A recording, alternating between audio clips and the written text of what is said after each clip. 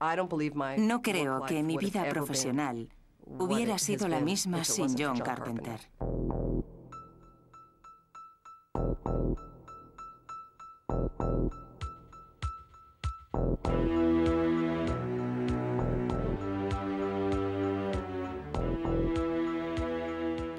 Él es quien es, porque es toda una autoridad. John ve el mundo de forma diferente a los demás. Lo ve un poco torcido. Se dio cuenta de que para tener éxito es necesario que se llegue a conocer tu nombre. Se dedica a la industria del... ¿Me entienden, no? Le gusta.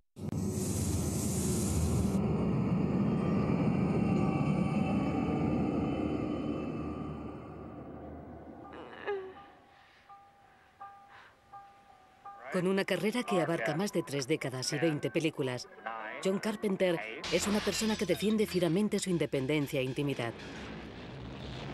A menudo escribe, monta, dirige y compone él mismo la música de sus films.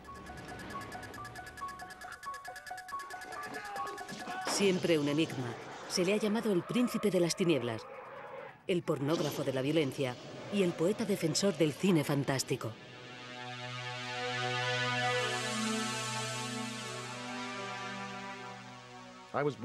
Nací en 1948 en Carthage, Nueva York. Mi padre era doctor en música y tocaba el violín.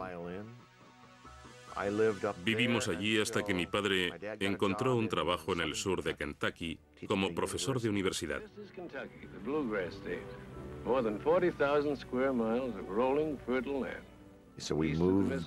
Así que nos mudamos. Nos fuimos toda la familia a Bowling Green, Kentucky. Y creo que aquello fue lo que más influencia tuvo para que acabara dedicándome al cine, porque mi familia se encontraba completamente fuera de lugar allí. Era un estado sureño ultraprotestante y antiabolicionista en aquellos días. Nosotros éramos yanquis y yo no tenía ni idea de dónde estaba, ni de lo que pasaba allí. ¿Quiénes eran esas personas, ni en qué creían? Y por eso me sentí un extraño.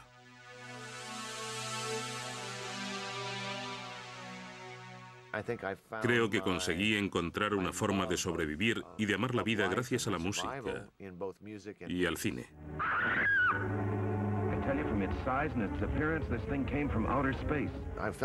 Me enamoré del cine, de toda clase de películas. Me encantaba ir al cine a verlas y pensar que alguien las había dirigido. Era algo que me fascinaba. Creo que descubrí esto cuando tenía 8 o 9 años.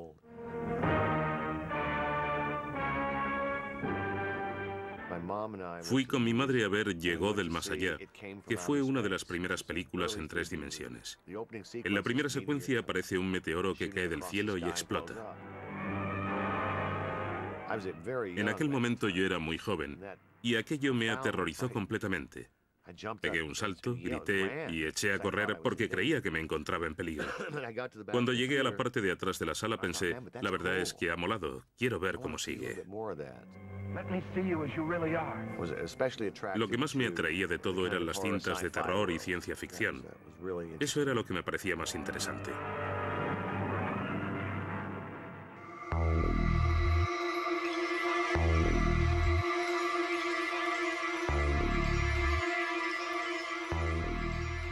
Los libros de cómics también me influyeron mucho. Weird Science y Tales from the Crypt y cosas así. Me encantaban estos libros.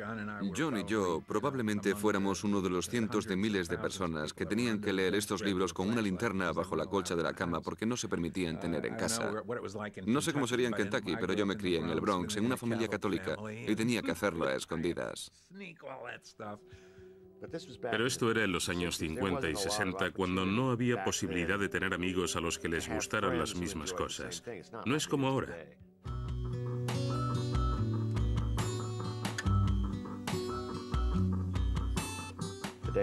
Actualmente la cultura popular se ha impuesto, mientras que por aquel entonces, si te gustaba algo de esto, eras un tipo raro y extraño. No teníamos televisión, así que tampoco podía engancharme a ella. Una vez vi a Elvis cuando salió en el programa de Ed Sullivan. Lo vería en casa de alguien. Me acuerdo de aquello. Mi padre y su amor por la música me influenciaron mucho. La música es parte de mi vida. He crecido con ella. El ascendente paterno no solo se reduce a la música.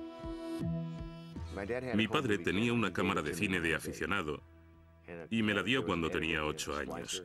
Llevaba un dispositivo para hacer el montaje, un proyector y una pantalla, así que me decidí a hacer mis propias películas. Aprendí mucho sobre las técnicas más sencillas de realización.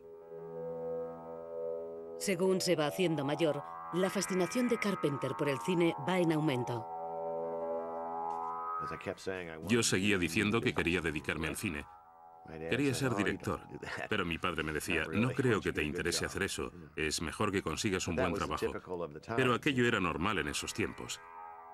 La gente como yo, de una ciudad pequeña, no podían ser directores de cine, no era posible.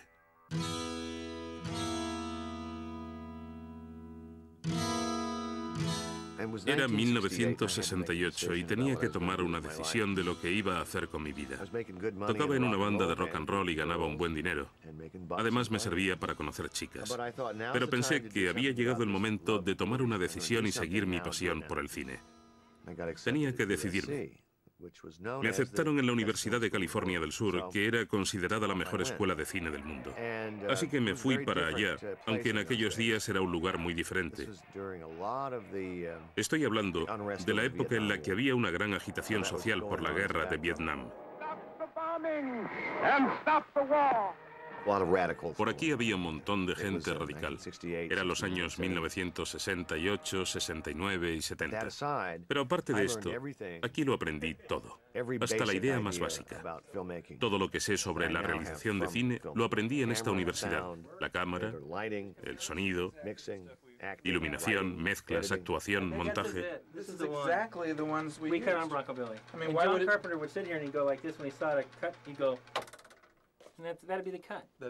Conocí a John probablemente en el 67 o 68, cuando estudié en la Escuela de Cine de la Universidad de California del Sur. Allí fue donde empecé a relacionarme con él. En los años 60 queríamos ser estrellas de rock y acabamos creando una especie de banda de rock ficticia llamada Coupe de Bills. Y compusimos las partituras de algunas de las películas que hicimos. Una de las primeras partituras que crea Carpenter en su época de estudiante es para la película The Resurrection of Bronco Billy. El film es una especie de elegía por el western. El personaje principal es, como el mismo joven Carpenter, un inadaptado que sueña con convertirse en un héroe del oeste. Bronco Billy gana un premio de la Academia y se convierte en la primera película de un estudiante distribuida a nivel comercial por toda la nación. En las escuelas de cine, a veces hay gente que destaca. Se nota que tienen algo que les hace sobresalir del resto. No es que se pudiera predecir el éxito de John Carpenter, pero lo que sí sabías es que tenía una forma muy personal de hacer las cosas. Tenía un gran talento y además era un líder por el punto de vista tan personal sobre cómo hacer una película. Carpenter, of course, was the one that really knew at a very young age how to take the tail by the horn by the tail, the something by the something, the bull by the leg. And he was the one that knew how to go into the real world and get a job. Why did he know? I have no idea. You know, that's a good question to ask John Carpenter.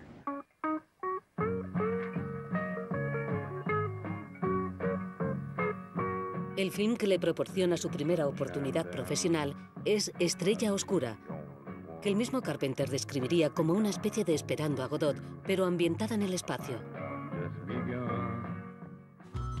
Todo empieza como proyecto para la escuela, pero luego se modifica para su distribución comercial. La gracia de aquello es que no teníamos ningún miedo. Creíamos que podíamos hacer una película y la hicimos. No es que fuera una gran película, porque, en cierto modo, viéndola ahora da un poco de pena, pero si tienes en cuenta lo que se hacía en aquella época, lo jóvenes que éramos y lo poco que sabíamos, se puede considerar un gran éxito. Sergeant Pinback calling bomb number 19. Do you read me, bomb? Bomb number 19 to Sergeant Pinback. I read you. Continue. Hacer una película de ciencia ficción que tiene lugar en el espacio, con trajes espaciales, efectos especiales, era algo inaudito en la escuela de cine. Pero disponía de genios como Dan O'Bannon, que le ayudaron a hacerla.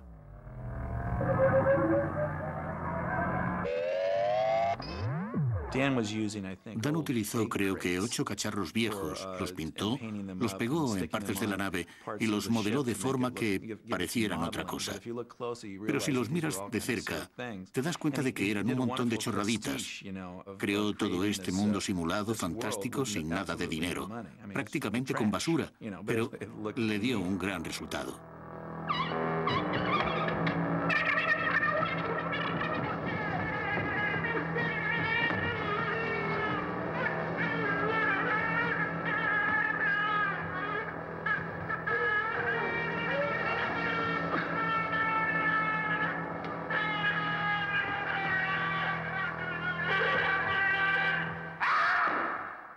Empezó siendo una película de estudiantes y se convirtió en una película comercial tras volverla a montar, modificarla y cambiar la música.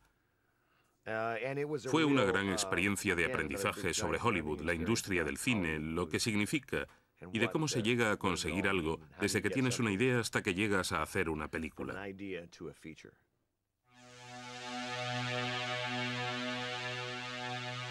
Tras Estrella Oscura, John Carpenter hace Asalto a la comisaría del Distrito 13.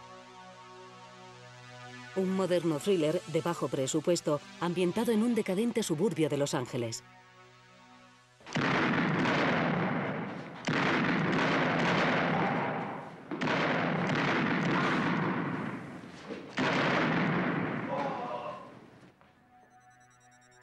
Esa fue mi segunda película, a la cual no se hizo mucho caso en los Estados Unidos. Comercialmente no resultó gran cosa y tampoco obtuvo grandes críticas. Sin embargo, en Europa y sobre todo en Gran Bretaña, en el Festival de Cine de Londres gustó mucho. Y creo que supuso el lanzamiento definitivo de mi carrera.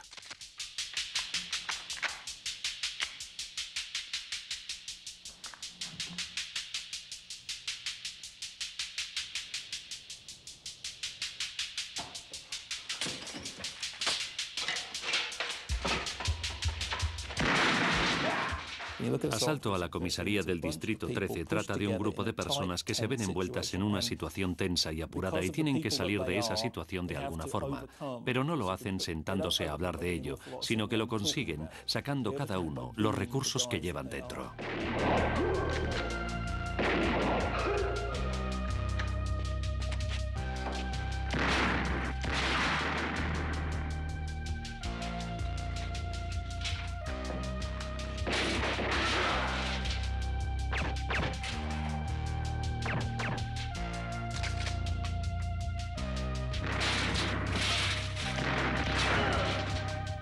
Conocí a John tras entrevistarme con él para trabajar como supervisora del guión de Asalto a la comisaría del Distrito 13. Y teníamos muchas cosas en común, como nuestro amor por las cintas de Howard Hawks y otras cosas. Y esa fue la primera vez que trabajé con John, en el rodaje de Asalto a la comisaría del Distrito 13. Hill y Carpenter inician una relación amorosa tras la cual ella produciría muchas de sus películas. La primera de sus colaboraciones es En la noche de Halloween, que, rodada con un presupuesto muy limitado, será durante un tiempo el film de terror independiente de mayor éxito de la historia y conseguirá que el género de películas sangrientas se integre de lleno en el cine estadounidense. La cinta se centra en un psicópata asesino escalofriante, Michael Myers, que causa estragos en una ciudad estadounidense muy parecida a aquella en la que se crió el mismo Carpenter. Cuando vi La noche de Halloween, pensé que era la película de miedo perfecta. Era la quinta esencia del cine de terror porque lo que te transmitía era, esto es lo que hay, da igual cuáles sean las causas, no se preocupen de otra cosa porque el tipo ya está aquí y va a ir a por usted. Y el caso es que al final tampoco es que se consigan arreglar las cosas. El tipo sigue por ahí en algún sitio.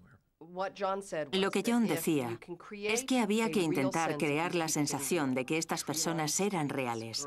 Las calles con árboles, las chicas que vuelven a casa hablando de chicos, los libros de clase, las medias hasta la rodilla, lugares reales en un tiempo real.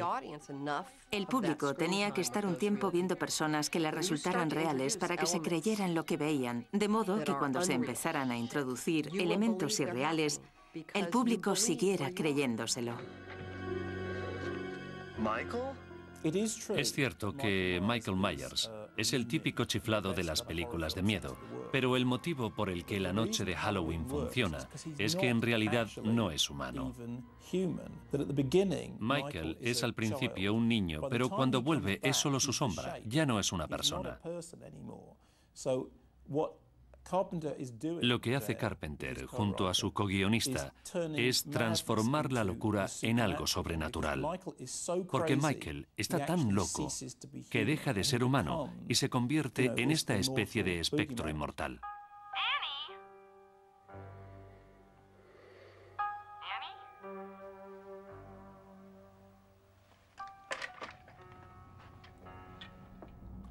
Todas las expresiones que ya nos parecen típicos clichés, el punto de vista de los asesinos, la acumulación de tensión antes de los sustos, las personas en peligro, todo este tipo de cosas ya están en la noche de Halloween de forma muy clara. Y el problema de verlo ahora es que piensas que son todo un montón de clichés, pero lo que no sabemos es que esta cinta fue la que los convirtió en clichés. Funcionó porque era muy simple y muy claro. Y una de las razones por las que es tan simple es sencillamente porque no disponían de mucho dinero. El presupuesto era minúsculo y la tecnología de la que disponían también. Tenían solo un tráiler para todo y las oficinas de producción más enanas que te puedas imaginar en la parte de atrás de un edificio de Cahuenga Boulevard en Hollywood. Hay que recordar el espíritu con el que se hizo esta película. John y Debra eran unos hippies, jóvenes a los que les gustaba el rock and roll. No se trataba de importantes realizadores, no eran más que unos jóvenes un poco raros.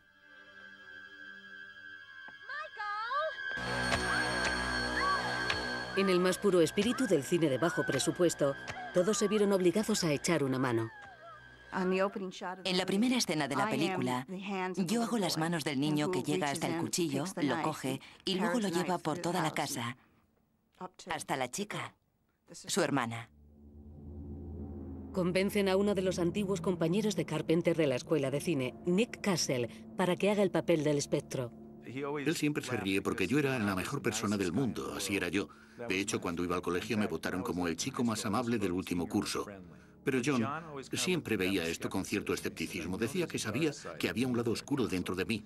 Recuerdo que lo decía siempre y probablemente sea un toque irónico suyo el elegir al chico que se supone que es el más bueno del mundo para que se esconda tras la máscara del espectro. Sé que hay algo perverso ahí.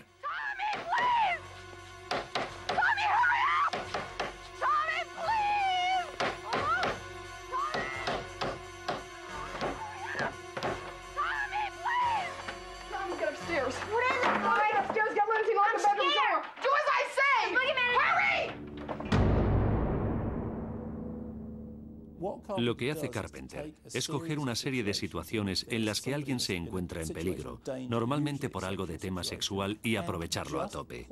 Si analizamos la noche de Halloween, hay 5 o 6 escenas importantes que completan toda la película.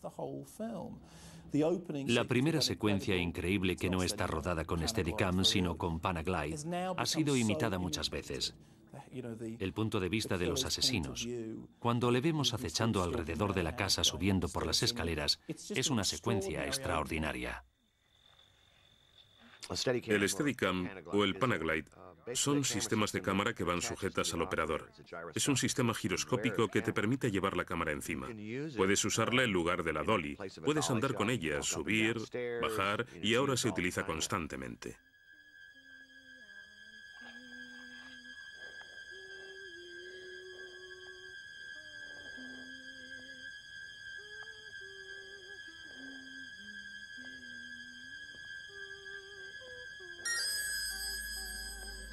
Creo que mi forma de componer las películas siempre ha sido el de la Panavision, el cinemascope o la pantalla ancha. Básicamente se trata de un rectángulo. Si te fijas en el tamaño del cuadro desde el principio hasta el final, te das cuenta de que cada vez se vuelve más claustrofóbico. De modo que al final del filme nos encontramos en un armario como una caja pequeña. Y Jamie, que hace de Laurie Strode, había empezado la película en un gran lienzo en el que trabajar. Y según va transcurriendo la película, el lienzo se va haciendo cada vez más y más pequeño.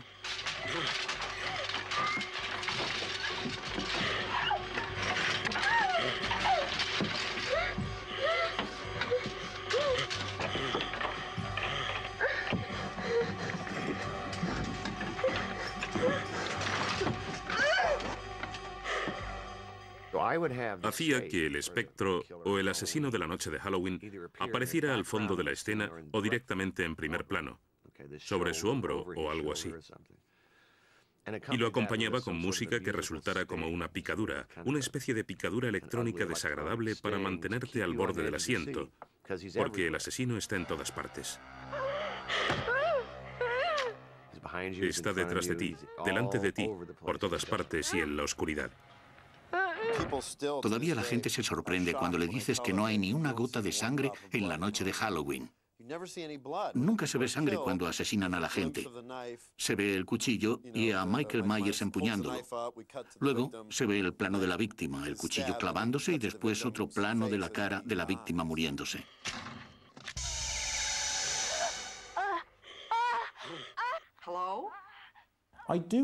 Creo que sorprendió mucho a la gente. Supongo que ahora conoces la película tan bien que te crees que no podría asustar a nadie, pero cuando empezó a mostrarse en las pantallas, funcionó no porque impresionara a los críticos como lo hizo Asalto a la comisaría del Distrito 13, sino porque conseguía asustar a la gente, y muchos se dieron cuenta de que se podía ganar dinero haciendo cintas de este tipo.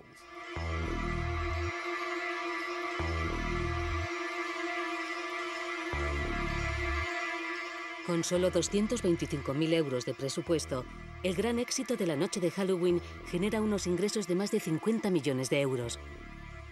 Una de las muchas razones del éxito que consigue aterrorizando a los espectadores se debe a su música, compuesta por el mismo Carpenter. Unas navidades me regalaron un par de bongos, no recuerdo por qué.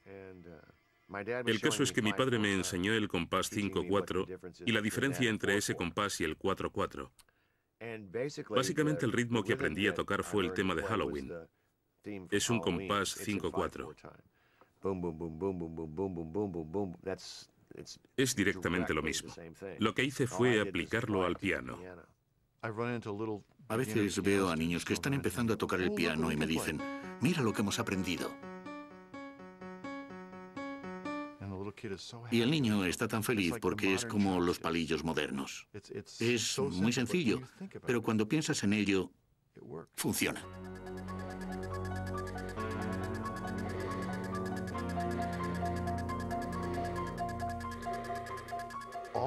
Esto es un arte de comunicación y John seleccionó esas notas y ese ritmo y las trasladó al piano para comunicar lo que ahora se asocia a esa imagen. Este tema es ya inseparable de Michael Myers. La tensión que se genera con esos ritmos insistentes y el hecho de saber lo que viene, o que algo se acerca y cambia otra vez. Es fantástico cómo es capaz de seguirlo. Fijaos, por ejemplo, en el efecto que tuvo la música de Herman en Psicosis. Le quitas la música de Psicosis y se queda un poco sosa. La música es muy importante. Otro ejemplo, El Exorcista y Tubular Bells. Si oyes Tubular Bells y no has visto el film, dirías que es una canción interesante, buena, un poco repetitiva, pero se la pones a la película y de repente se convierte en algo escalofriante.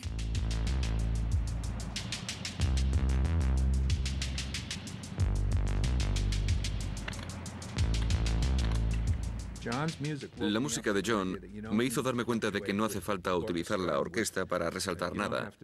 No es necesario manipular las cosas recalcándolas.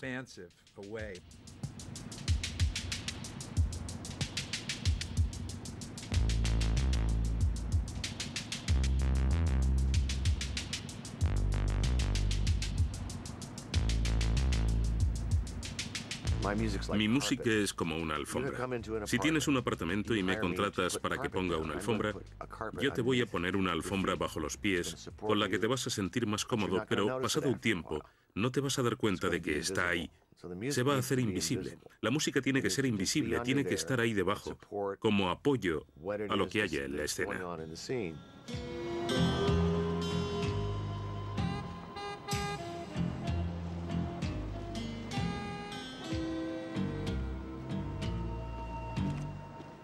La música es como sus vacaciones. Se evade del montaje, de tener que negociar con el estudio, de la publicidad, y simplemente descuelga el teléfono y toca. Para él es pura diversión. Yo no quiero que nadie me diga cómo tengo que hacer las cosas, por eso no voy a decirle a nadie lo que tiene que hacer. Nunca pensaría en hacer eso.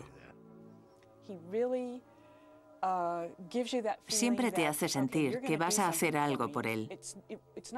Te dice que no vas a hacer lo que haría él si pudiera hacerlo él mismo, pero que no importa, porque seguro que le va a gustar y va a coger lo mejor que le puedas dar y lo va a poner en su película. Una de las cosas que me dijo John una vez fue: Alan, solo te voy a decir una cosa sobre esta partitura que hay que hacer. La única regla es que no hay ninguna regla. John es una de las pocas personas que comprende tan bien la música que nunca supone un problema para él.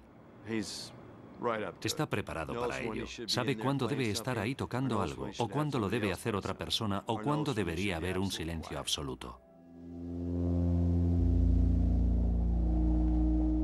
Cuando Carpenter hace La niebla, trasladará los elementos sobrenaturales de la noche de Halloween a esta película de terror gótico.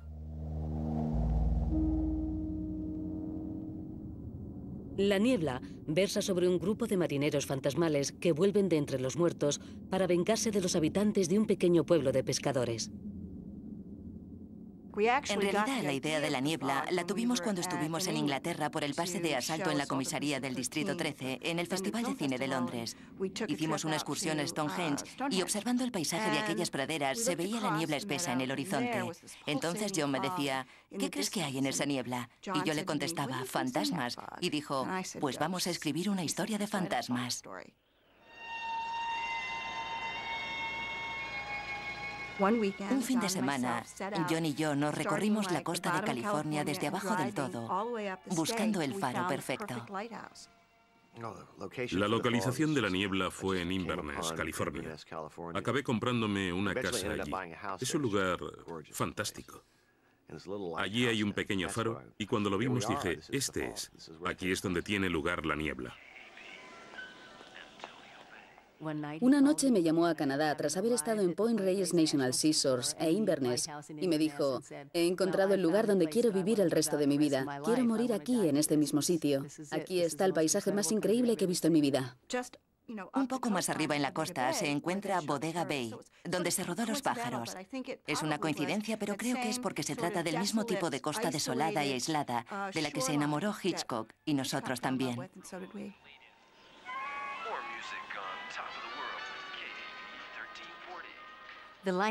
Para llegar al faro había que bajar 365 escalones, con el equipo de cámaras, los operadores y todo lo demás. Había que transportarlo todo por una escalera completamente recta. Espeluznante. Una vez que llegabas abajo no querías volver a subir.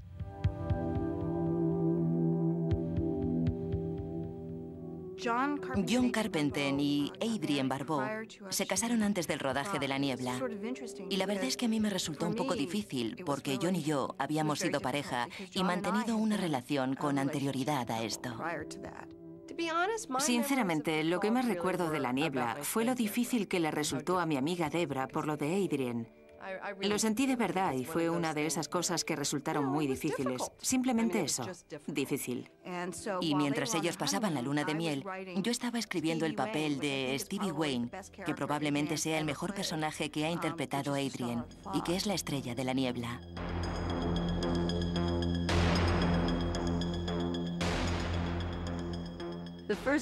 Cuando empezamos el rodaje de La niebla, solo llevábamos casados un par de meses.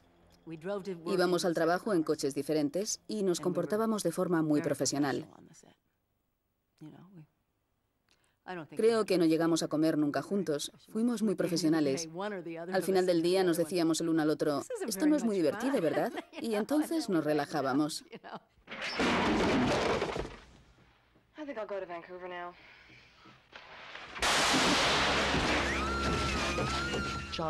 John no se podía creer que no me hubieran dado ningún trabajo tras la noche de Halloween, ni un papel.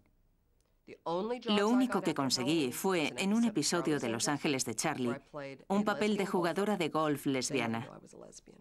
Nunca se enteraron de que era lesbiana, pero yo la interpreté así, como una lesbiana. Y luego hice otro episodio de Vacaciones en el mar junto a mi madre.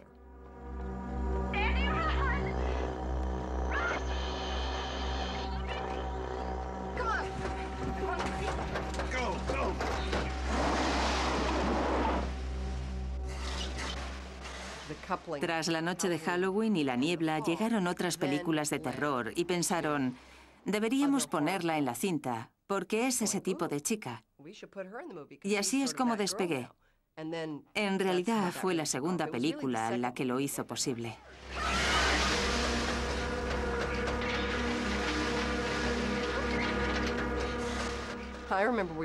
Recuerdo que estábamos rodando escenas de exteriores en el plató de algún estudio y dentro había jóvenes tramoyistas poniendo luces a los lados del coche. John estaba al lado de la cámara y se puso como, soy la niebla mala, y le decía, John, por favor, ¿no ves que estoy intentando parecer asustada? Al igual que hizo en La noche de Halloween, Carpenter huye de los efectos sangrientos en favor de los horrores ocultos en la niebla. Lo que más miedo da en La niebla es que nunca llegas a ver los fantasmas bien, pero sabes que están ahí.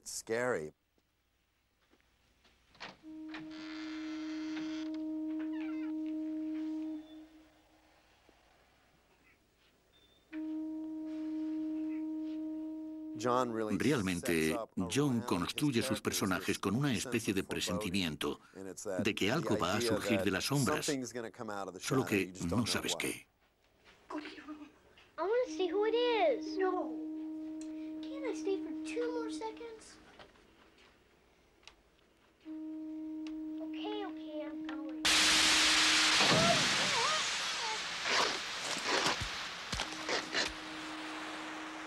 Aunque Carpenter empieza a tener fama por sus films de terror, muchos analistas comienzan a detectar parecidos con las películas tradicionales del oeste. Yo creo que muchas de estas películas de ciencia ficción y algunas de las películas de miedo las ve como westerns, porque en realidad son un arquetipo de drama sencillo. Solía tener una pegatina en el parachoques de su Cadillac que decía Dios bendiga a John Wayne. Una de las cosas que John dijo desde el principio es que su deseo era permanecer fiel al tipo de películas que quería hacer y a la forma en la que quería hacerlas. Yo quería trabajar en el cine para hacer cintas del oeste, pero cuando entré en este mundo ya no las hacía nadie, a no ser que fueras Clint Eastwood. El amor de Carpenter por los westerns data de su infancia, sobre todo de los films del veterano Howard Hawks, Río Bravo y Río Rojo.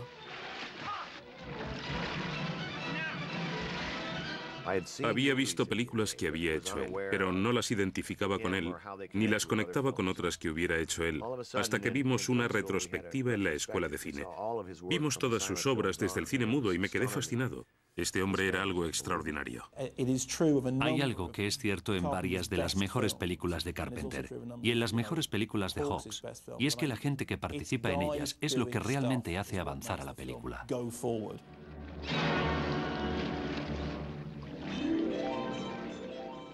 Lo que me encantaba de él es que parecía no seguir ninguna técnica. Parece ser perfecto y sencillo, pero eso en sí mismo es un estilo. Es muy difícil de hacer. He estudiado sus ángulos y su forma de interpretar y aquello de lo que se preocupaba. Actúa rápido. Parece que la acción no viene de ninguna parte y termina enseguida.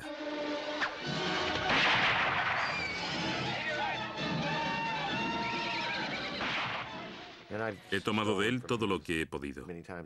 Había una escena en la que un policía le tira un arma a un compañero y eso lo saqué directamente de Howard Hawks.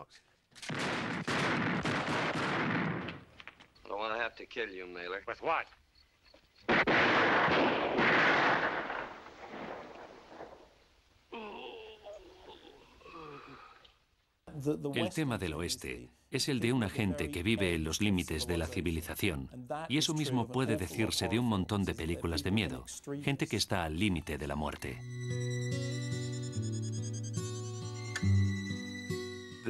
Vampiros en una película del oeste. Está claro que es un filme del oeste, con sus pistoleros y su ciudad del oeste.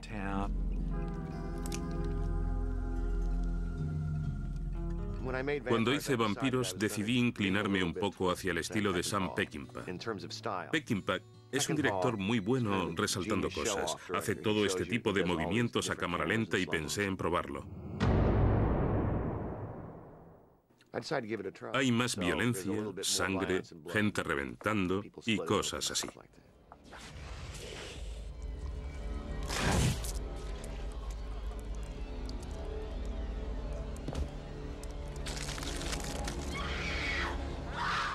Cuando ya han muerto casi todos los miembros de su equipo cazavampiros, el héroe, interpretado por James Woods, se dispone a buscar venganza. Resulta interesante trabajar con James Woods en Vampiros porque no era la opción más tradicional para un héroe de acción. Pero él siempre había querido interpretar a un héroe de acción. Me dijo, llevo años de carrera en los que siempre he sido un segundón, vestido con traje siguiendo a Jodie Foster o haciendo de malo. Quiero ser el protagonista y llevar un arma y gafas de sol.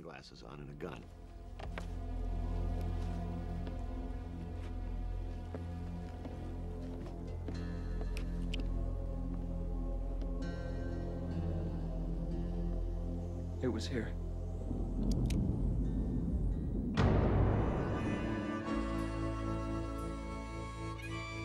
Otro de los héroes de acción de Carpenter, el personaje de Serpiente Pliskin, también fue modelado a semejanza de los forajidos del oeste. Pliskin es interpretado por el que fuera actor para Disney de niño, Carl Russell, al cual Carpenter ayudó a ascender a la Liga de las Grandes Películas. S.D. Pliskin, American, Lieutenant, Special Forces Unit Black Blight. 2 Purple Hearts, Leningrad and Siberia. Youngest man to be decorated by the President. You robbed the Federal Reserve Depository. Life sentence, New York Maximum Security Penitentiary. I'm ready to kick your ass out of the world, war hero. Cuando eligió a Lee Van Cleef, pensé que sería estupendo recordar algunas de las películas que Van Cleef había hecho con Clint Eastwood. Y enseguida le dije, veo a Clint Eastwood haciendo de Serpiente Pliskin en este tipo de película con Lee Van Cleef.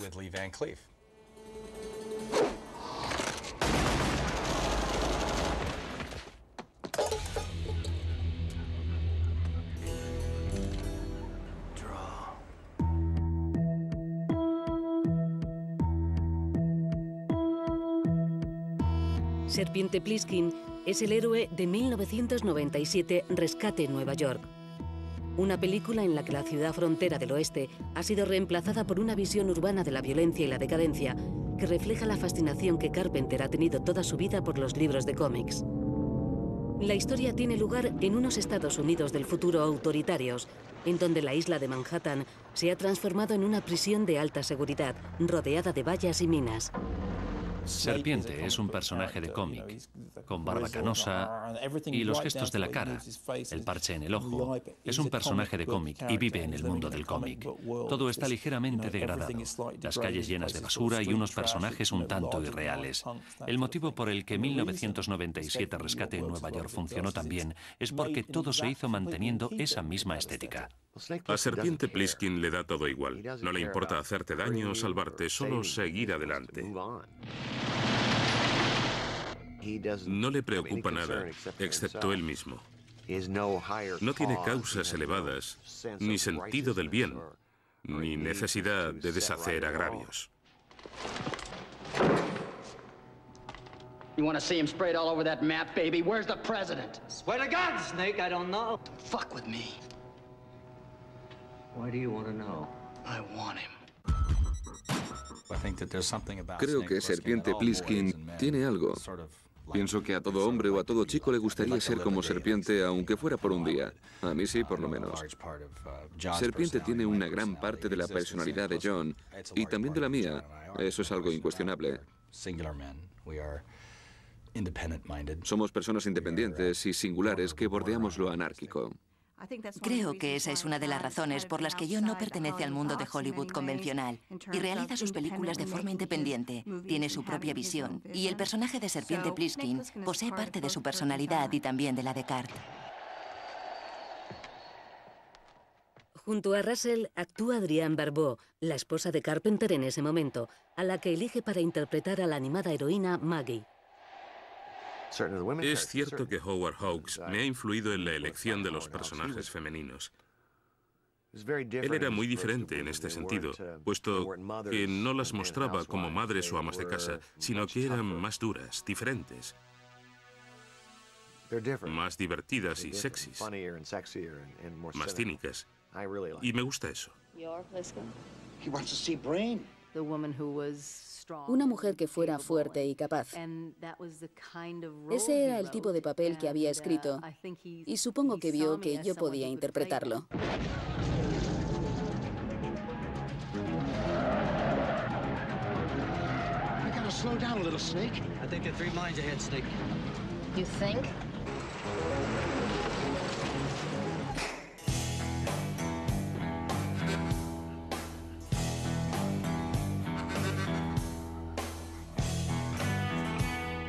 La segunda parte de 1997, Rescate en Nueva York, se realizó más de una década después y con mayor presupuesto. 2013, Rescate en Los Ángeles. Inspirada en el terremoto de California de 1994, las aventuras de Pliskin esta vez tienen lugar en la Gran Naranja, en lugar de en la Gran Manzana, rodeado de todo tipo de amigos, enemigos y malvados.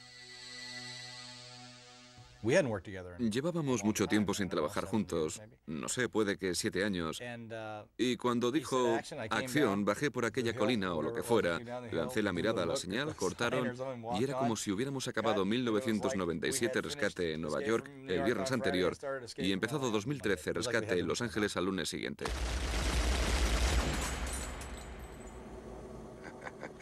Thought you might try that hot shot. That's why the first clip is loaded with blanks.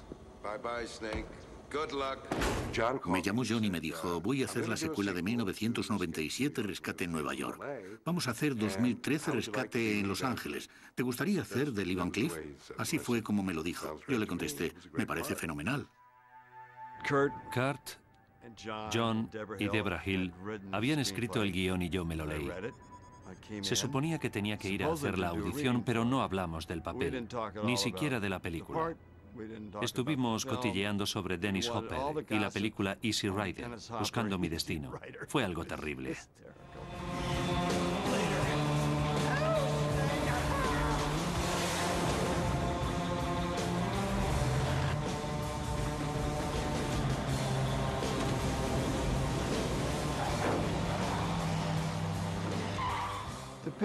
La paga no estaba mal. Pero lo mejor de todo era estar con John y Carl Russell juntos.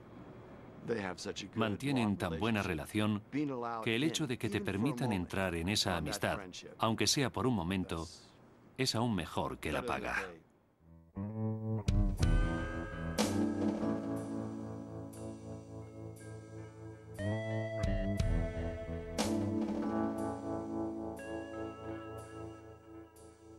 John es una persona muy fiel, que reúne a su alrededor una y otra vez a las personas en las que confía,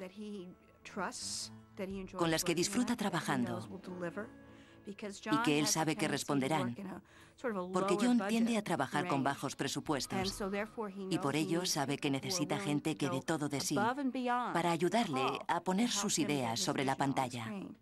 Y para conseguir eso, en este tipo de situación intensa a nivel emocional y tensa a nivel físico, siempre viene bien tener gente a tu alrededor con la que estás trabajando, en la que puedas confiar. La forma que tiene John de trabajar es crear una familia y así sabe lo que esperar de cada uno de ellos. Intento pasarlo bien en el rodaje. Esa ha sido siempre mi filosofía. Que sea algo que me aporte cosas, pero eso no siempre es posible con algunas personas. Hay gente que necesita otras cosas para poder crear. A veces puede ser incluso la adversidad o que necesiten crear la adversidad. Me acuerdo cuando hicimos El pueblo de los malditos que en un momento dado hubo una pequeña lucha de poder y John salió diciendo: chicos, estaré en mi tráiler cuando queráis hacer mi película. Y se fue. Y se quedó allí hasta que la gente pensó: es verdad, es la película de John Carpenter. Y entonces todos volvieron a sus puestos. Se dan cuenta que no he mencionado nombres. Le he visto enfadarse con los actores un par de veces. Y no me gustaría que se enfadase conmigo porque da un poco de miedo. Puede que no sea consciente de ello, pero es un tipo pequeño, aunque temible. Es muy inteligente. Es una de esas personas tan listas que cuando van a por ti, no te ves con armas suficientes para hacerle frente. He visto una foto de él en el periódico de Los Ángeles y daba miedo. En cierto modo, él está dentro de estas películas. Para empezar, han salido de su cabeza, o sea que no debe estar muy bien. Casi todas las películas realizadas por John Carpenter habían contenido alguna referencia a Howard Hawks, hasta dar el paso lógico y hacer una versión de una película de su mentor, el thriller de ciencia ficción de 1951, La Cosa.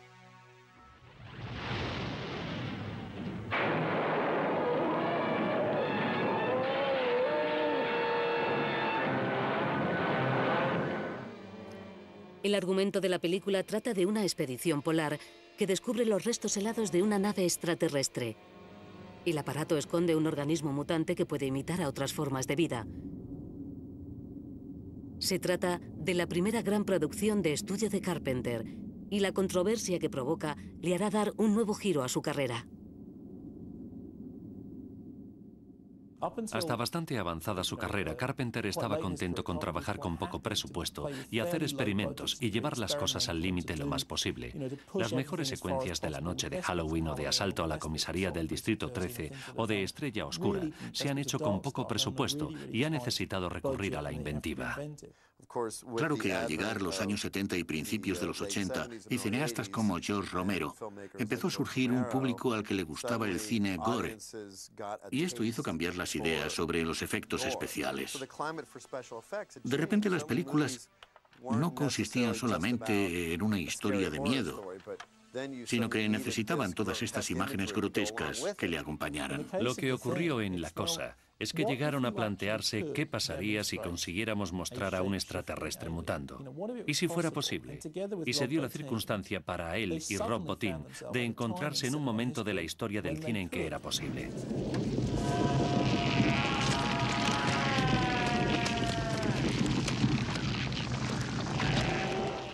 Creo que es una de las pocas películas de efectos especiales en las que realmente puedes quedarte.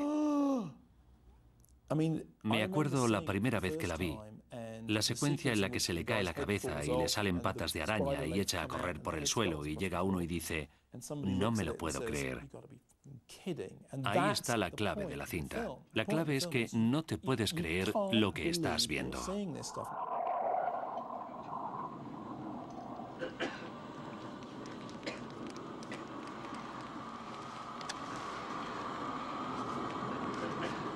You gotta be fucking kidding.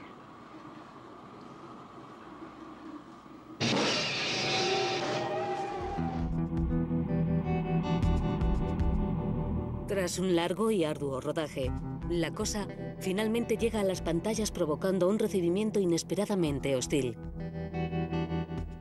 Fue fustigada por la crítica. Hubo gente que se sentía escandalizada porque si hubiera hecho esta película, y señalaban a John directamente como culpable. ¿Cómo se le ocurrió a este hombre hacer esta película al tiempo que E.T., una película que hacía sentir bien a todo el mundo, mientras que La Cosa era oscura y trataba de una criatura mutante?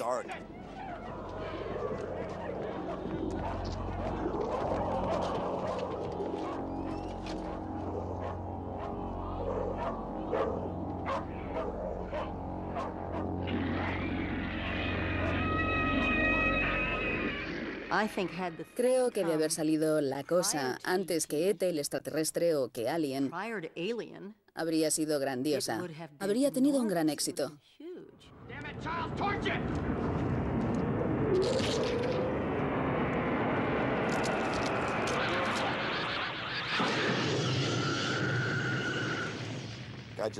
Creo que John quería hacer un estudio muy intenso de los personajes y contaba con un artista de efectos especiales bastante inconformista, por lo que le dio libertad para que ejecutara él los efectos. Este artista proporcionó un montón de creaciones a la película que acabarían teniendo una gran influencia.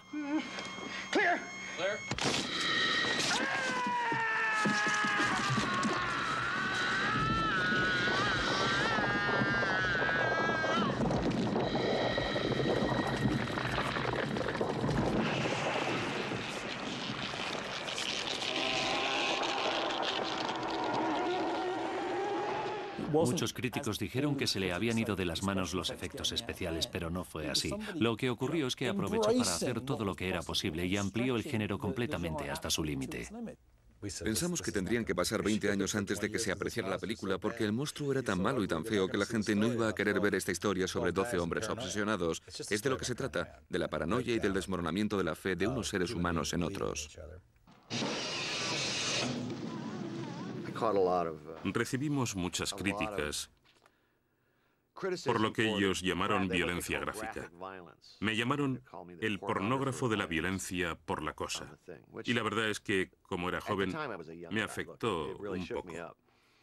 Si haces una película tan buena como esta y tras sentarte en la sala de montaje antes que nadie la haya visto, decides mostrarla y recibe una crítica tan salvaje, acabas retirándote.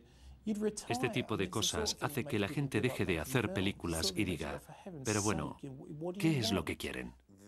Lo irónico de todo esto es que hace poco que se ha lanzado al mercado La Cosa en disco láser y DVD y ha tenido un gran resurgimiento. Además, si hablas con alguien de esta película, te dice que está entre sus cintas favoritas.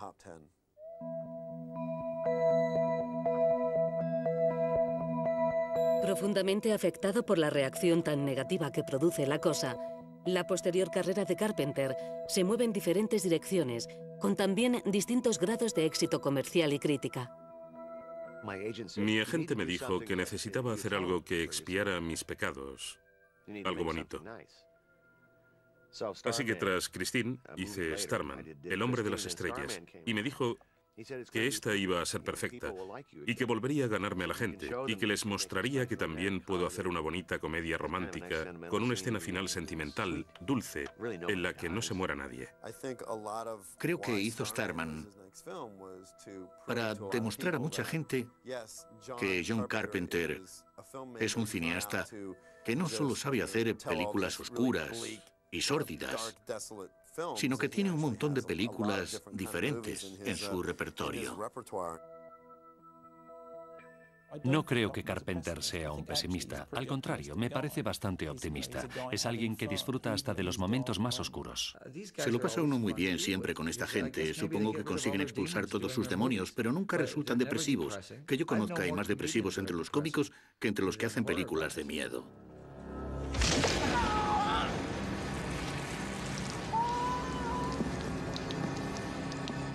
Teníamos una cuba enorme de baba verde revuelta o lo que fuera, que debíamos creernos que era. Y recuerdo a Donald Pleasence, que Dios le acoja en su alma, uno de los mejores actores de todos los tiempos y más simpáticos. Hubo una escena en la que todos estábamos mirando esta cosa y él nos estaba contando lo que según la Biblia ocurrió con este alma profunda y oscura de Dios, agitada por el cosmos o lo que sea. Y mientras él hacía esto, nosotros estábamos escuchando cómo... Y él estaba diciendo, profunda y oscura. Y todos estos gestos. Y os prometo que resultaba muy difícil no soltar una carcajada. Era una persona adorable. En cuanto sacas un brazo amputado, sangre o dientes de vampiro, la gente se lo pasa bien porque es algo tonto. Todo lo que vemos en pantalla es una broma realmente y resulta divertido. George Romero me dijo que los críticos de cine hablaban mal de sus películas, pero que cuando iban a visitarlo al rodaje, todos querían ser zombies, ponerse el maquillaje y andar por ahí comiendo carne humana.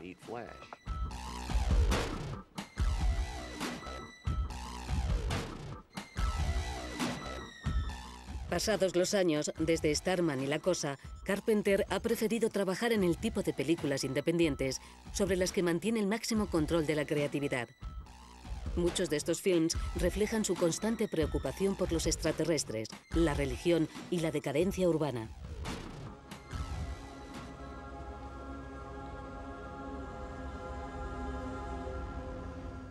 Me siento fascinado por la religión. Está muy presente en mis películas, en El Príncipe de las Tinieblas y en La Niebla. En todas estas películas salen sacerdotes y se habla de la religión.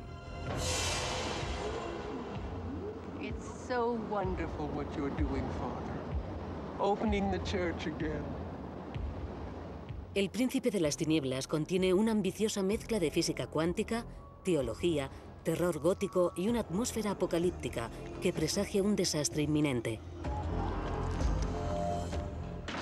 Las películas como 1997, Rescate en Nueva York, 2013, Rescate en Los Ángeles, Asalto a la comisaría del Distrito 13, Están vivos, pueden considerarse apocalípticas en el sentido de lo que es la vida contemporánea.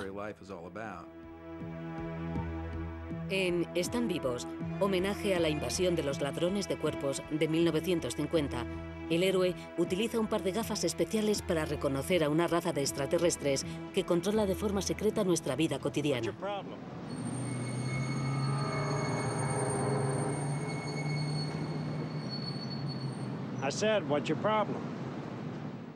Me hizo mucha gracia lo que dijo, que se inspiraba en los republicanos para hacer los monstruos.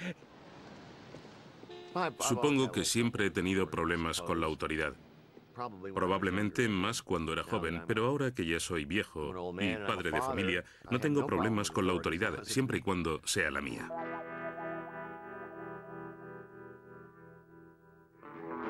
Carpenter continúa en su línea independiente con películas como En la boca del miedo, El pueblo de los malditos y Fantasmas de Marte, reafirmando el sello inconfundible de sus extraordinarias dotes técnicas y riguroso control de dirección.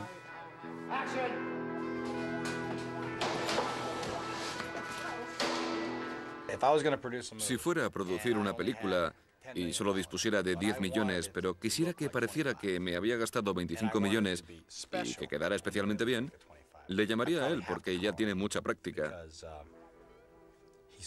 Y además tiene un talento especial para ello.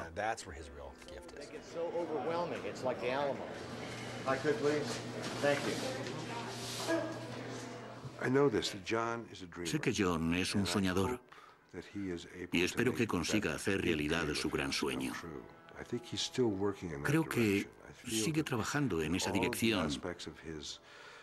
Creo que todos los aspectos de su capacidad de expresarse mediante la música, el miedo y el humor se están integrando ahora. Y siendo ya un artista maduro, creo que su obra maestra está aún por llegar. No creo que mi vida profesional hubiera sido la misma sin John Carpenter. Tiene un aspecto muy extraño, no hay duda de eso. No le llevaría a mi casa porque asustaría a mis niños. Pero me siento muy agradecida por todo lo que hizo por mí. Creo que John es un hombre hecho a sí mismo y un director hecho a sí mismo, que ha sido capaz de tener una carrera con un enorme éxito, sin renunciar de ninguna forma a sus ideas. Y no creo que lo vaya a hacer nunca. Hay muy pocos directores cuyo nombre diga algo al público, y John Carpenter es uno de ellos. Y creo que la razón de ello es simplemente que se lo ha propuesto. Ha dicho, soy un director, estas son mis películas, y aquí está mi nombre encima de ellas. Muchas gracias. He tenido la suerte de que la gente asocie mi nombre a mis filmes. Algún día ya no estaré en este mundo, pero quiero que al menos alguien en el futuro vea mis películas y se dé cuenta de que son mías. Que puede que sean malas o que no les gusten, pero que sepan que son mis películas.